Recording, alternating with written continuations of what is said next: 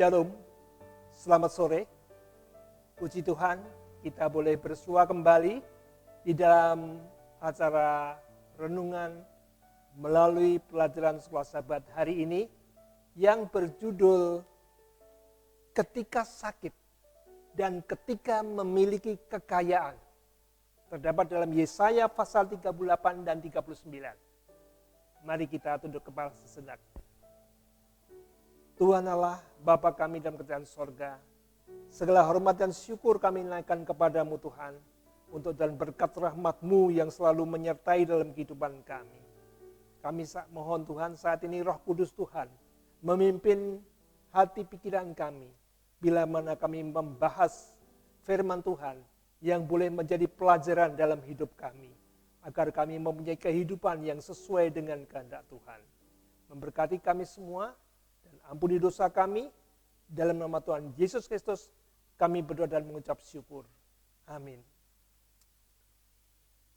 Ketika sakit, tidak ada seorang pun yang ingin sakit. Kondisi yang terpuruk, menderita. Tetapi ketika memiliki kekayaan, semua orang ingin. Nah, minggu-minggu yang lalu kita pelajari kehidupan Raja Ahaz, raja bangsa Yehuda, yang tidak menurut kehendak Tuhan, melakukan yang jahat di mata Tuhan, sehingga kehidupan bangsa Yehuda suram, lapar, melarat, sungguh menderita. Pepatah mengatakan, buah jatuh tidak jauh dari pohonnya. Tapi ini tidak berlaku bagi Ahaz. Anaknya Ahaz yang menjadi Raja Hizkia, bertolak belakang dengan kehidupan ayahnya. Raja Hizkia membuat reformasi spiritual. Dia membuka bait Allah, memperbaiki, mengembalikan kesucian bait Allah, dan mengajak rakyat Yehuda untuk bertobat, menyembah Allah yang benar.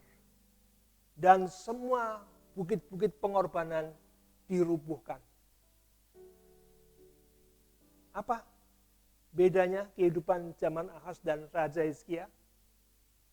Raja Ahaz suram, gelap, menderita. Tapi kehidupan Raja Hizkia yang setia kepada Tuhan, yang menyembah Tuhan, diberkati. Mari kita buka di dalam 2 Tawarikh 32 ayat 27 dan 28. Hizkia mendapat kekayaan dan kemuliaan yang sangat besar. Ia membuat perbendaharaan untuk emas, perak, batu permata yang mahal-mahal, rempah-rempah, perisai-perisai dan segala macam barang yang indah-indah. Juga tempat perbekalan untuk hasil gandum, untuk anggur dan minyak, dan kandang-kandang untuk berbagai jenis hewan besar, dan kandang-kandang untuk kawanan kambing domba. Diberkati. Orang yang setia kepada Tuhan, diberkati usahanya. Hizkia kerajaannya makmur. Satu kali Hizkia sakit. Yesaya 38 ayat 1. Pada hari-hari itu Hizkia jatuh sakit dan hampir mati. Lalu datanglah Nabi Yesaya bin Amos dan berkata kepadanya, beginilah firman Tuhan, sampaikanlah pesan terakhir kepada keluargamu, sebab engkau akan mati, tidak akan sembuh lagi. Saudara, kalau seorang dokter memberi vonis kepada pasien kanker, dikatakan paling lama 6 bulan lagi. Sebagai manusia tentu akan berusaha. Tidak percaya sepenuhnya dan buktinya banyak pasien yang bisa lewat lebih daripada 6 bulan. Tapi kalau ini Allah sendiri mengatakan melalui Nabi Yesaya, tidak bisa, tidak pasti.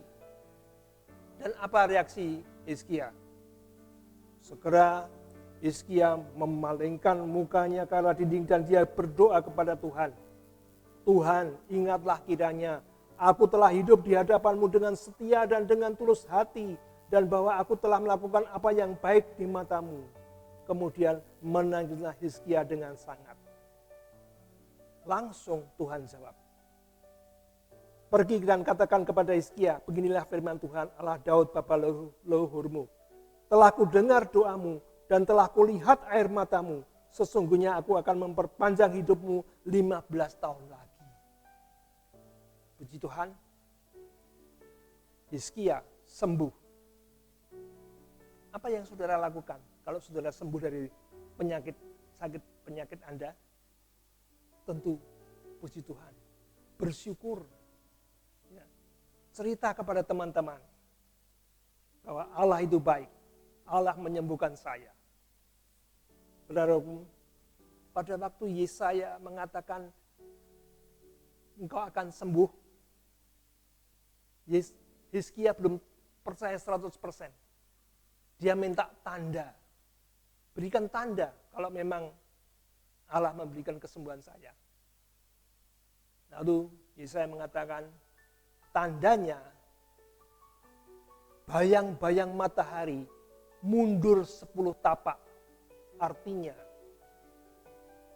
hari ini yang terbatas 24 jam akan lebih panjang, lebih daripada 24 jam. Jadi pagi sampai siang, sampai sore itu lama sekali. Baru kemudian matahari terbenam. Jadi suatu peristiwa di langit ya yang tidak biasa. Inilah mujizat. Dan itu diperhatikan oleh bangsa lain. Di mana mereka juga mengalami hari ini begitu panjang. Ada apa ini? Lalu mereka juga mendengar Hizkia sembuh dari sakitnya. Saudaraku, bangsa ini adalah bangsa Babel.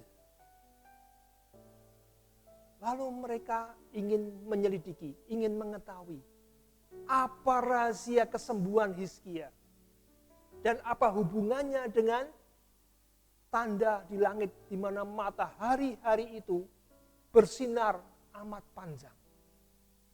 Mereka mengutus utusan ke Yehuda dengan membawa pemberian. Seperti kalau dari jemaat ya, melawat orang yang sakit, orang yang sembuh dari sakit. Ya. Dibawakan pemberian dan ingin mendengar kesaksiannya. Nah, setelah utusan tiba di Yehuda, disambut oleh Hizkia dengan senang. Tetapi sayang, seharusnya Hizkia bersaksi bagaimana dia telah hidup setia, diberkati, dan kemudian apa? Pada waktu sakit, doanya didengar Tuhan, diberikan kesembuhan. Harusnya Hizkia memuliakan, membesarkan nama Tuhan. Tetapi namanya manusia yang juga ada pada diri kita. Kita ingin senang kalau apa? Dipuji. Kita senang pamer dengan apa? Berkat-berkat yang dilimpahkan Tuhan pada kita. Entah itu kekayaan kita, entah itu apa yang kita miliki, kita pamerkan.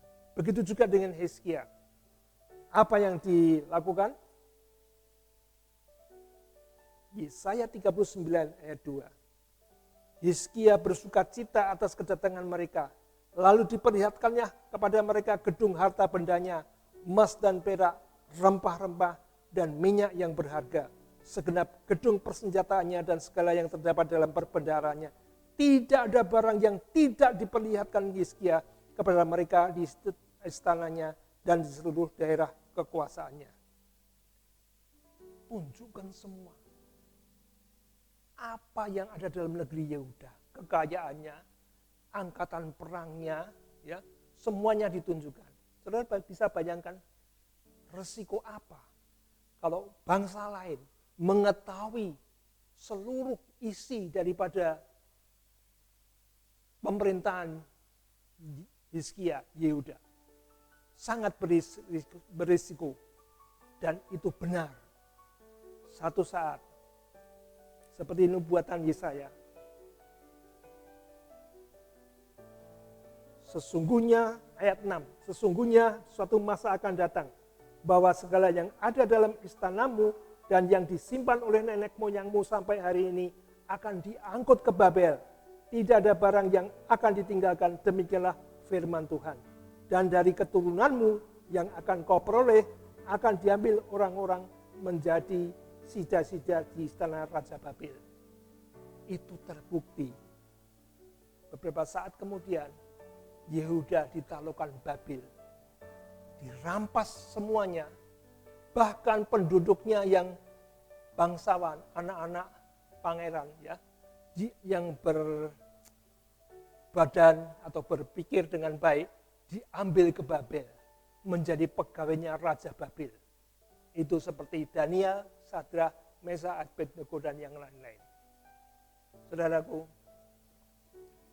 Hizkia seorang yang setia, diberkati kekayaannya, dan pada waktu dia diancam oleh Raja Asyur, dibentangkan surat itu di hadapan Tuhan di Bait Allah. Menangis seluruh rakyat, berdoa, dan Tuhan mendengar kesusahan, ujian Hizkia, diancam Raja Asyur.